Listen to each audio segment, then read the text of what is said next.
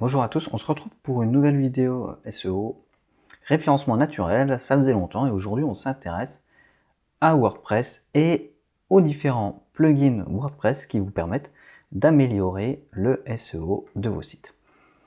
Alors c'est une vidéo qui va un peu sans doute être à contre-courant. Je suis plutôt pour les plugins SEO, mais pas pour les utiliser de la manière dont ils sont prévus. C'est-à-dire que vous allez installer un plugin SEO, donc il y a Yoast qui est très connu, moi j'en utilise un autre là sur ce site qu'on m'a confié. J'utilise les plugins SEO uniquement pour pouvoir renseigner ici le titre de la page et la méta description. C'est-à-dire que je ne vais pas plus loin et je ne vais pas tenir compte des indicateurs du plugin parce que c'est des choses que je vais travailler. Et donc là, par exemple, si je sors un article sur une voiture de sport avec du contenu, je vais pouvoir changer le titre de la page, donc la balise title HTML, et la balise méta description, pour faire plaisir au moteur de recherche qu'on adore tous, c'est-à-dire Google. Donc ça c'est bien, c'est une pratique généralisée dans le référencement. On l'a testé, ça fonctionne bien, et en particulier sur WordPress, sachant que le titre de mon article de ma page voiture de sport va se retrouver dans une balise H1, puisque le template est prévu pour ça. Donc là maintenant j'ai un score de référencement qui m'est donné par ce plugin. Alors vous avez d'autres éventuellement plugins. Il y a Yoast qui est sans doute le plus connu, qui présente les choses un petit peu différemment, sachant qu'il y a une version gratuite. Donc ça fonctionne très bien et je l'ai déjà utilisé sur des sites et même recommandé, il n'y a pas de souci. Et ce plugin va vous donner un score de référencement, en gros pour chaque partie, pour le title, pour la description, etc. Et on a tendance évidemment à, à publier lorsque tous les indicateurs sont au vert. Le souci, c'est que les indicateurs sont au vert dans ce type de plugin pour des raisons techniques, et pas pour des raisons référencement naturel ou marketing.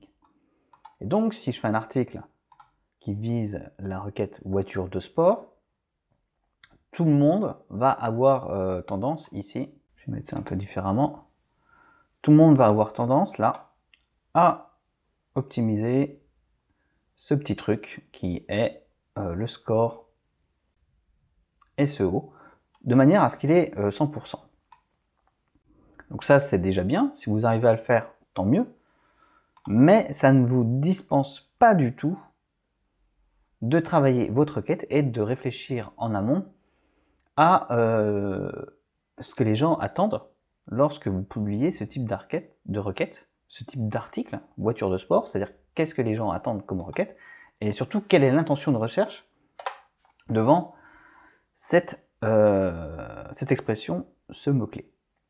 Donc si vous utilisez bêtement les plugins SEO de manière à ce que tout soit au vert, et puis vous pensez que votre référencement est correct, ça va pas bien se passer du tout, puisque vous allez voir que tout le monde utilise le référencement de la même manière avec WordPress. Et donc là, il va falloir un peu innover.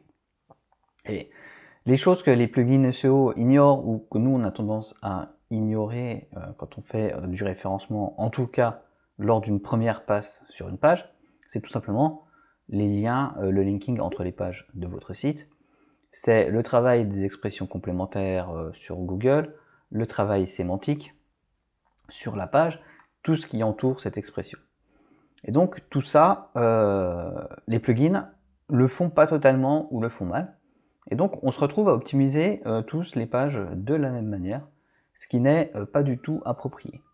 Donc je suis pour l'utilisation des plugins SEO, mais uniquement pour que ça nous permette de nous offrir les outils techniques qui vont nous permettre d'améliorer les pages. Mais je ne fais pas du tout confiance aux outils SEO, aux plugins SEO WordPress, pour me notifier si mon référencement est bon ou pas.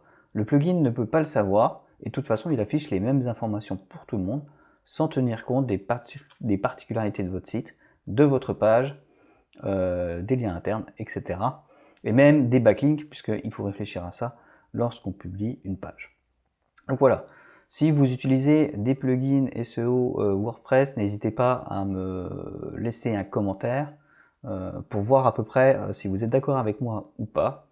En tout cas, ce sont mes recommandations pour cette petite vidéo. Je vous dis au revoir, à bientôt. Et je pense qu'on va se retrouver très bientôt parce que j'ai décidé de relancer cette chaîne YouTube. Ciao!